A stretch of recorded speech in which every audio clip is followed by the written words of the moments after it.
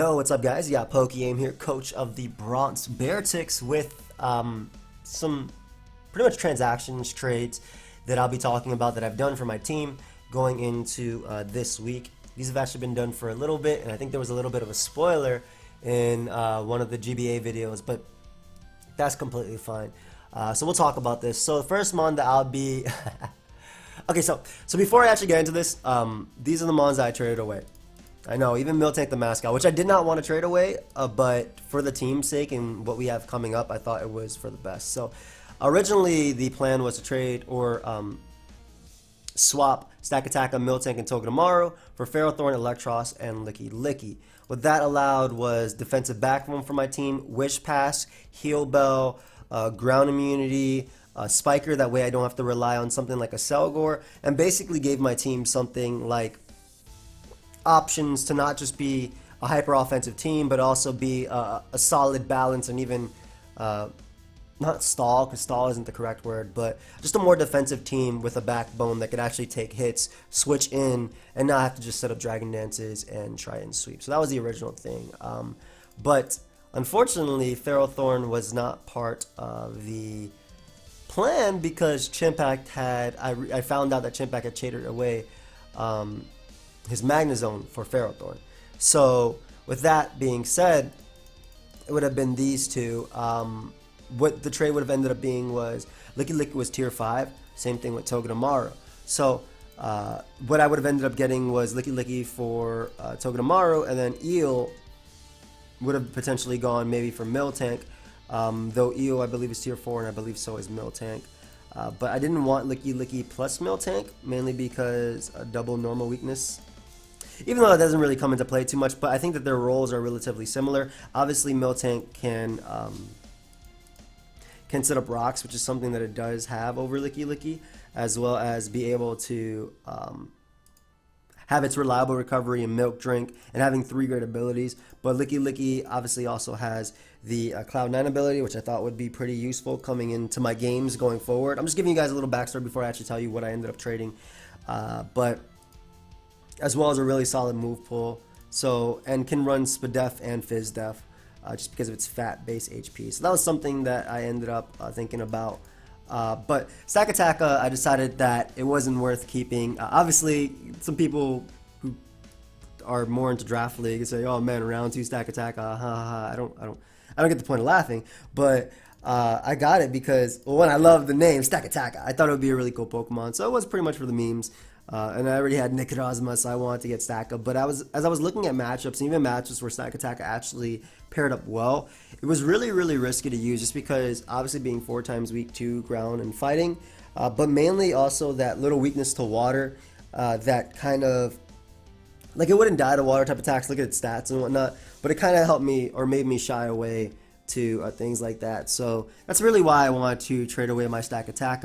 I couldn't see myself bringing it as a Trick Room Abuser, like a mon that can set up. Like maybe if it was a Z-mon, sure, but I think Necrozma can do that better, and Necrozma obviously has the options of Rock Polish, that's a Totemize, Calm Mind boosting, Swords Dance boosting, Trick Room. So it has a lot more options than Stack Attack. Like if Stack Attack was my Z-mon, you'd probably see me bringing it more. But even like I said, in matchups where I thought it had a really, really good matchup. I even, like versus Coach Z, for example, I thought I had a really good matchup versus him. It just needed a little bit of extra prep, but I was more so scared of Manaphy, so I decided on Gyarados because it's a water resist. Like my last mon would have either been Stack Attack or that, but I decided that Stack Attack isn't really the play. And Togedemaru, similarly, it actually has a pretty interesting matchup versus Lars. One thing I was thinking about, and I don't really have to bother spoiling anymore, or I don't have to worry about spoils because I won't have Togedemaru anymore. But one thing I was thinking about was like a sturdy reversal all-out pummeling set. It makes, I think, all-out pummeling, is it 140 base power or 160 base power? Which is something that can knock out Cobalion, knock out Kyurem Black. It has Zing Zap, obviously, for Tapu Fini. It has Nuzzle as well. And that all-out pummeling / reversal deals with Crocodile plus Cobalion in one hit. So it would be an interesting something, or it would be something interesting to think about. Like, but again, even as my Z-mon, I couldn't see me bringing this in games that really matter, especially after losing to Aaron, which was a game that definitely mattered because he is in my division. So after that, I talked with Maddie and Gypsy King, and the Mons, like I said, originally we decided on Ferrothorn, Electros, Licky because we thought that'd be the best defensive core. Give me ground immunity, Volt Switch, a little bit of relieves the pressure on a Selgor to be a spiker if I want to use it, because Ferrothorn can obviously do that. Also gives me another stealth rocker. Still 2 fighting weaknesses, which is funny, as you guys will see. But I wanted a steel type as well over Stack Attack, and looking at matchups that I'm coming forward with, and especially because Chimpact ended up trading Magnezone for Ferrothorn, I ended up picking up Magnezone over Stack Attack. Now, like I said, looking up some of the matchups that I'm playing, where I'll be playing Tapu Kokos, Pincers, Mega Scizors, Kartanas, Magnezone really matched up well. I mean, Magnezone is also a Pokemon with 3 great abilities.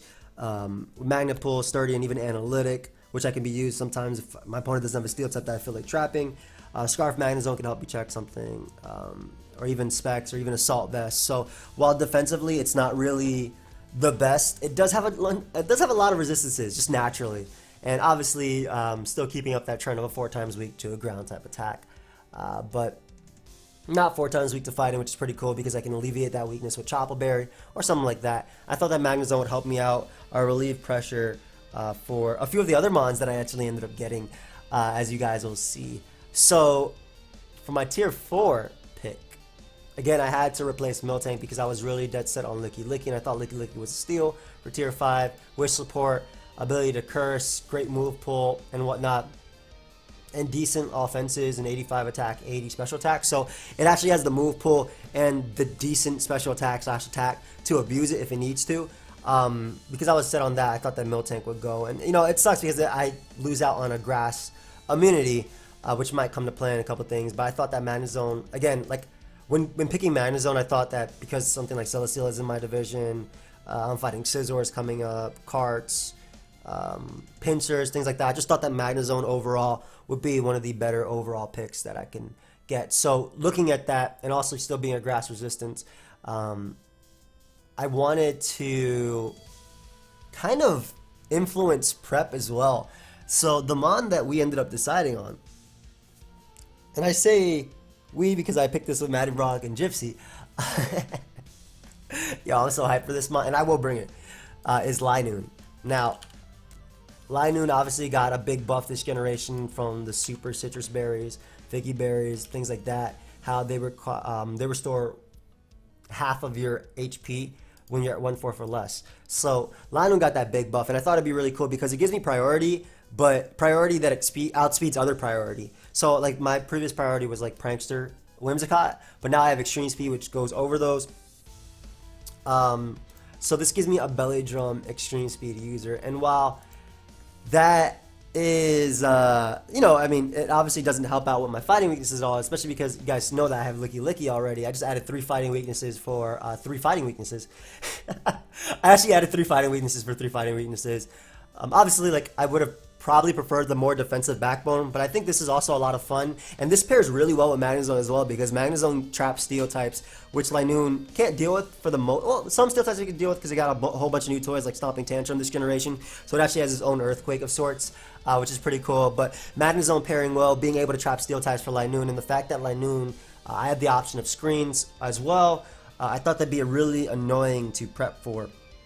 It really influenced prep and just helped me out as well versus the more offensive builds that I'll be going for. Maybe not necessarily bringing Linoon, but even just using it. Like, for example, in a case where a mon influences prep, but I didn't end up using it, you see the game versus Lars where he brought an Iron Ball defensive Crocodile, which was there to take like 20% from Gyro Ball with Intimidate and whatnot and help me out. Like, I didn't end up bringing Stack Attacker, but Crocodile's, his set was really influenced because of that, and this is something that Linoon does as well.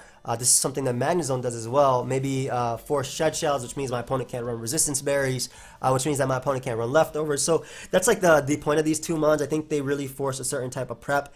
One of the best examples I can give is fighting a Ductrio, which is something I'm fighting. Like, Ductrio definitely forces a specific type of prep, a specific type of play when I'm prepping versus it, because I have to worry about my mons being trapped due to Arena Trap, and I have quite a few mons, especially now that Magnezone is going to be in my team. that can be trapped by it. Also have Salazzle, of course, and doesn't like the Earthquake because it's 4 times weak to it, will get blown away. A few other mons as well. So that's just something to think about. I think that Linoon does force a specific type of prep going forward. And I think it also has decent matchups. And again, who's to say that I'm bringing it, but it's one of those mons that can definitely do some work. And while it does add to my fighting weakness, I mean, I have a bunch of good fighting resist anyway. I have Necrozma, I have a Gyarados prior to Mega Evolving, I have Heracross, I have okay, Salazzle's not really good, but like I have that. I have Pokemon like Whimsicott as well. So I'm not worried about that fighting weakness going forward. We'll see though. But yeah, I think Linoon is also pretty cool, especially when you see like Aaron's in my division, Lars and whatnot. Obviously, he has Pokemon like Gengar and things like that, Cobalion to take advantage of. But again, that forces a specific type of prep that he might have to end up bringing in week 12. So that's why I thought Linoon was cool. And you'll probably be seeing the same set from this thing all the time, but like it's consistent, man. It's good. And Togedemaru was again traded for Licky Licky. I already explained why. I wanted the Wish support. I want the Heal Belt. Oblivious means I can't be taunted, which is pretty cool. Coming up, as well as Own Temple can't be confused. And then Cloud9 is really nice for the Weather Wars. Again, Aaron is my division, so this is something that could help me get rid of the rain or the effect of rain and whatnot. So that's the transactions I ended up making. We unfortunately lost a few members, and I'm not really a big fan of trading. I'm not gonna lie. But I thought that would be best for the team going forward. And yeah, so we're still making a playoff run, guys. We're not out yet. Anybody is still in the run for playoffs, and we're still doing okay in our division anyway. I think it's like a 3-way tie between me, Aaron, and Lars, or at least a tie between me and Lars. Like Jolt's probably guaranteed in at this point, but after that, it's either me or Lars. But we're gonna be fighting for our division. Thank you for supporting the Bronx Beartics, of course, and I'll see you guys next time. Goodbye, my friends.